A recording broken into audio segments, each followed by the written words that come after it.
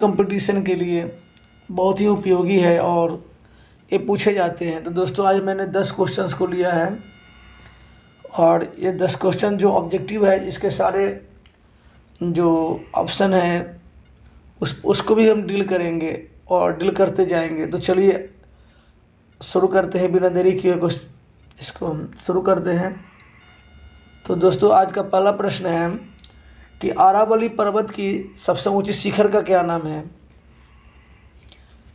अरावली पर्वत की सबसे ऊंची शिखर का क्या नाम है दोस्तों? ऑप्शन है अमरकंटक, गुरु शिखर, नंदा देवी, महाबालेश्वर। तो दोस्तों यहाँ देखेंगे कि अमरकंटक, गुरु शिखर, नंदा देवी और महाबालेश्वर है।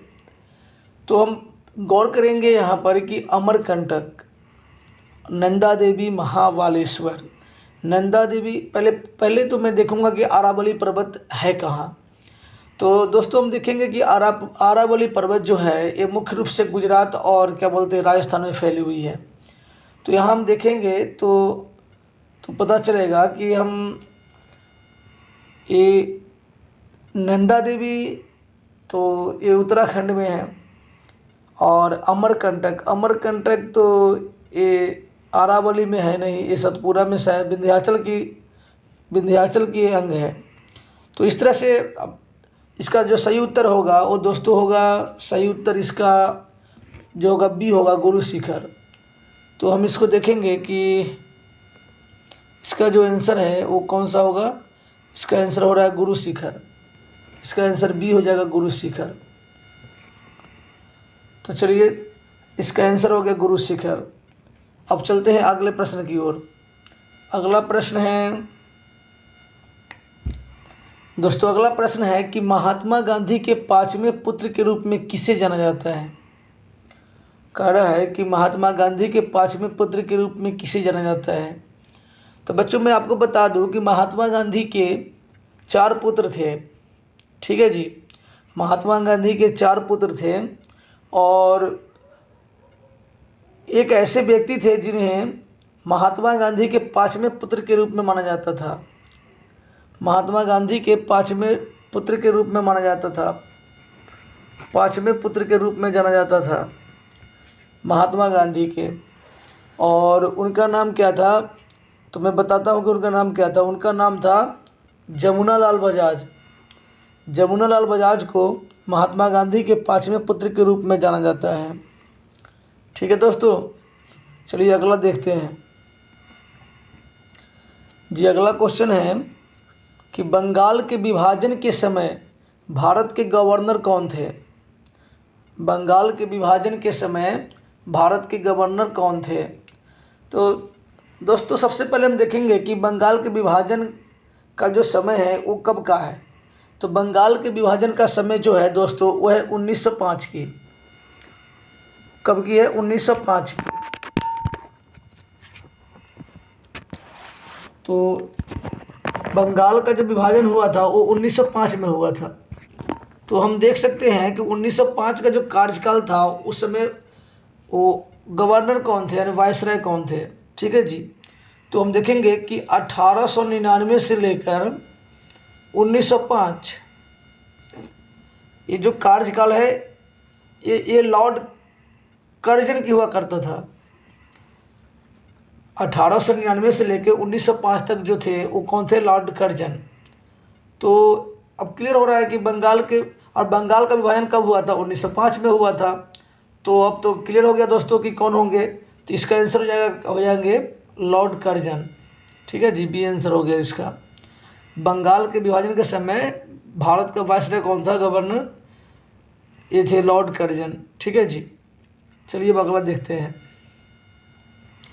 हाँ दोस्तों, एक क्वेश्चन बहुत भी आई है, बहुत ही इंपॉर्टेंट है। कह रहा है कि चौरी चौरा कांड, चौरी चौरा जो हत्याकांड हुआ था वो कब घटित हुआ। क्वेश्चन ये कह रहा है कि चौरी चौरा का घटना जो हुआ था वो कब हुआ था। इसका पहला ऑप्शन है 4 फरवरी 1922, दूसरा है 5 फरवरी 1922, तीसरा है 5 फरवरी 1920 और डी है इनमें से कोई नहीं। दोस्तों सबसे पहले हम देखेंगे कि चौरी चौरा का जो कांड हुआ था वो ना असहयोग आंदोलन के दौरान हुआ था। तो इसमें एक छोटी सी वो दुविधा है। दुविधा ये है दोस्तों कि किसी किसी बुक में ये आती है 4 फरवरी 1922 और किसी में आता है 5 फरवरी 1922। लेकिन अगर दोनों रहे, 4 फरवरी भी रहे और 5 फरवरी रहे, तो हम 5 फरवरी 1922 को ही मारेंगे। अगर मान लीजिए ऑप्शन में 5 फरवरी ना रहे तो हम 4 फरवरी को मारेंगे। तो आपका आंसर हो रहा है 5 फरवरी।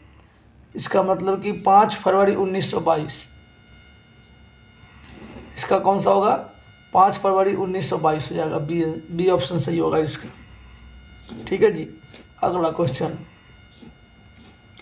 अगला क्वेश्चन है कि सविनय अवज्ञा आंदोलन का शुरुआत किस आंदोलन से शुरू किया गया था? दोस्तों क्वेश्चन कह रहा है कि सविनय अवज्ञा आंदोलन जो महात्मा गांधी जी ने शुरू किया था, वो किस सत्याग्रह या किस आंदोलन से शुरू किए थे, उसका शुभारंभ किससे हुआ था? पहला ऑप्शन है किसान आंदोलन से, दूसरा है असहयोग आंदोलन से, तीसरा है डांडी मार्च से और चौथा है भारत छोड़ो आंदोलन से। तो दोस्तों हम यहाँ देखेंगे कि सविनय अवज्ञा आंदोलन जो आंदोलन शुरू हुआ था वो हुआ कब था? तो दोस्तों आपको याद होगा जो सविनय अवज्ञा आंदोलन, इसकी शुरुआत हुई थी कब? बताइए कब हुई थी?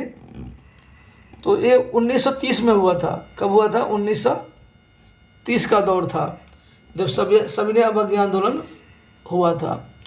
और ये असहयोग तो 1920 में शुरू हुआ था। भारत छोड़ो आंदोलन हुआ 1942 में और किसान आंदोलन 1917 की है। तो दोस्तों ये 1930 में हुआ क्या था? तो ये डांडी मार्च। और आपको मैं बता दूं कि सविनय अवज्ञा आंदोलन का शुरुआत हुआ था किससे हुआ था? डांडी मार्च से। नमक कर को तोड़कर सविनय अवज्ञा आंदोलन का शुभारंभ किया गया था। तो दोस्तों मुझे लगता है कि वो क्लियर होगा। चलते हैं अगले क्वेश्चन की ओर। अगला क्वेश्चन देखते हैं। अगला क्वेश्चन है कि महात्मा गांधी को अंग्रेजों ने हिंद एक केसर की उपाधि कब दी? दोस्तों क्वेश्चन बहुत ही अच्छा है कि महात्मा गांधी को अंग्रेजों ने हिंद एक केसर की उपाधि कब दी? ऑप्शन है 1915, 1916, 1914, 1919। पहले दोस्तों मैं बताऊंगा कि महात्मा गांधी को ये उपाधि मिली क्यों। दोस्तों आपको याद होगा कि 1914 में प्रथम विश्व युद्ध शुरू हो जाता है और गांधी जी उस समय अफ्रीका हुआ करते हैं और उसके बाद महात्मा गांधी 1915 में अपने देश लौटते हैं और उसी समय प्रथम विश्व युद्ध शुरू रहता है और अंग्रेज़ों ब्रिटिश सरकार को सैनिकों की ज़रूरत पड़ती है और महात्मा गांधी ने काफ़ी संख्या में भारतीय सैनिक को भर्ती करवाते हैं और इसी से खुशी होकर अंग्रेज़ों ने उन्हें हिंद एक केसर की उपाधि देती है। तो ये कब की घटना है? महात्मा गांधी 1915 को लौटते हैं और 1915 में ही ये सेना में भारतीयों को भर्ती करवाते हैं और 1915 में ही उनको उपाधि मिलती है केसर हिंद की। तो दोस्तों 1915 इसका सही आंसर हो जाएगा। चलिए अगला देखते हैं। चलिए ये क्वेश्चन बहुत ही अच्छा है।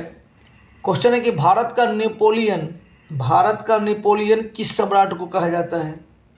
बहुत ही अच्छा क्वेश्चन है कि भारत का नेपोलियन किस सम्राट को कहा जाता है। तो दोस्तों यहाँ पर ऑप्शन ए है अशोक, दूसरा है औरंगजेब, तीसरा है चंद्रगुप्त और चौथा है समुद्रगुप्त। तो दोस्तों ये क्वेश्चन बहुत ही अच्छा है और इसमें हम टाइम नहीं लगाएंगे कि जब भी बात आता है नेपोलियन, भारत का नेपोलियन का, तो कोई दूसरा नहीं होगा और भारत का नेपोलियन समुद्रगुप्त को कहते हैं। किसको बोलते हैं? समुद्रगुप्त को। आपका डी ऑप्शन सही हो जाएगा। ओके दोस्तों अगले क्वेश्चन को चलते हैं। अगला क्वेश्चन है कि इनमें से कौन सी नदी भारत पार की नदी है? दोस्तों क्वेश्चन को समझिए। क्वेश्चन कह रहा है कि इनमें से कौन सी नदी भारत पार की नदी है। कहने का मतलब है कि वो उस नदी के बारे में कह रहा है जो भारत के बाहर से निकलकर भारत में प्रवेश करती है, यानी कि जिसका उद्गम भारत के बाहर से है। ऑप्शन में है गोदावरी, गंगा, ब्रह्मपुत्र और नर्मदा। तो दोस्तों जहाँ तक गोदावरी की बात है, गोदावरी हमारे भारत से उद्गम होती है अमरकंटक से। गंगा भी भारत से निकलती है गंगोत्री से। नर्मदा भी निकलती है भारत से ही अमरकंटक से। तो दोस्तों यहाँ बच कौन सा रहा है? एक ऑप्शन दिख रहा है आपको जो भारत पार से आती है, ये है ब्रह्मपुत्र। ब्रह्मपुत्र ये तिब्बत के मानसरोवर से निकल के आती है, इसका उद्गम मानसरोवर से होती है। तो ये आपका ये सी आंसर हो जाएगा, सी हो जाएगा आंसर कि ब्रह्मपुत्र नदी भारत पार की नदी है। ठीक है जी, ये सी आंसर हो गया। चलिए अगला क्वेश्चन देखते हैं। अगला क्वेश्चन है, कह रहा है कि भारत के पूर्वी घाट और पश्चिमी घाट को कौन सी पहाड़ियाँ जोड़ती है? दोस्तों बहुत ही अच्छा क्वेश्चन है कि भारत के पूर्वी घाट और पश्चिमी घाट को कौन सी पहाड़ियाँ जोड़ती हैं। पहला ऑप्शन है मैकाल की पहाड़ियाँ, दूसरा है नीलगिरी की पहाड़ियाँ, तीसरा है सतपुरा की पहाड़ियाँ और चौथा है अजंता की पहाड़ियाँ। तो दोस्तों पहले देखते हैं कि ये पूर्वी घाट और पश्चिमी घाट को कौन सी पहाड़ियाँ जोड़ रही है। थोड़ा सा हम इसको देखेंगे। दोस्तों यहाँ पर हम देखेंगे कि पूर्वी घाट और पश्चिमी घाट, तो यहाँ देखेंगे कि पूर्वी घाट और पश्चिमी घाट। दोस्तों ये जो एरिया है इसको हम बोलते हैं पश्चिमी घाट। क्या बोलते हैं? पश्चिमी घाट, पश्चिमी घाट बोलते हैं। और ये जो इसको है इसको हम बोलते हैं कोरोमंडल तट, इसको बोलते हैं, इसको बोलते हैं पूर्वी घाट। क्या बोलते हैं? पूर्वी घाट। ठीक है जी।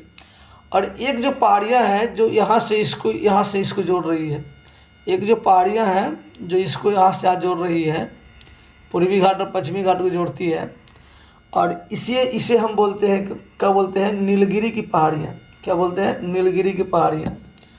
तो दोस्तों अब क्लियर हो गया होगा कि कौन सी पहाड़ियाँ आपका आंसर होगा। इसका आंसर हो जाएगा बी, नीलगिरी की पहाड़ियाँ। ओके दोस्तों, अब चलते हैं अगले क्वेश्चन की ओर। दोस्तों अगला क्वेश्चन है कि भारतीय राष्ट्रीय कांग्रेस के प्रथम अधिवेशन में कितने मुसलमान सदस्यों ने भाग लिया? दोस्तों बहुत अच्छी क्वेश्चन है कि भारतीय राष्ट्रीय कांग्रेस के प्रथम अधिवेशन में कितने मुसलमान सदस्यों ने भाग लिया। चलिए पहले हम बात करते हैं कि भारतीय राष्ट्रीय कांग्रेस के प्रथम अधिवेशन हुआ कब था। तो दोस्तों पहला अधिवेशन जब इसका क्या हुआ, स्थापना हुआ था, तो पहला अधिवेशन 1885 ईस्वी में हुआ था। और कहाँ हुआ था? बॉम्बे में हुआ था। और इसके अध्यक्ष व्योमेश चंद्र बनर्जी हुआ करते थे। और दोस्तों मैं आपको ये बता रहा हूँ कि पहले अधिवेशन में कुल सदस्य 72 थे। कितने थे? 72 जिन्होंने इसमें भाग लिया था, यानी कुल सदस्यों की संख्या कितनी थी? तो आप याद रखिएगा कि टोटल 72 सदस्यों ने भाग लिया था, और 72 में 70 लोग दूसरे संप्रदाय से थे और 2 लोग मुस्लिम संप्रदाय से थे। कितने लोग थे? 2। तो भारतीय राष्ट्रीय कांग्रेस के प्रथम अधिवेशन में मुसलमानों की संख्या कितनी थी? 2 थी। इसलिए आपका ये डी ऑप्शन सही हो जाएगा। कितने थे? 2। तो दोस्तों मुझे लगता है कि आप लोगों को समझ में आ गया होगा। और दोस्तों अगर आप चाहते हैं कि आपको ऐसे ही मतलब डेली नए क्वेश्चन, नए प्रश्न देखने को मिले, तो हमारे चैनल को सब्सक्राइब कर लीजिए और बेल आइकन को दबा दीजिए, क्योंकि जब भी मैं वीडियो अपलोड करूँ सबसे पहले आपके पास पहुँचे। और एक और चीज़ बता रहा हूँ कि अगर आपको लगता है कि ये प्रश्न आपके हित में है, फ़ायदे में है, तो अगर आपको लगता है कि फ़ायदा है तो और आप लोग इसको शेयर कीजिए और उन लोगों के पास ही पहुँचाइए जिनके पास इससे फ़ायदा हो सके। और बाकी आप लोग खुश रहिए, मुस्कुराते रहिए।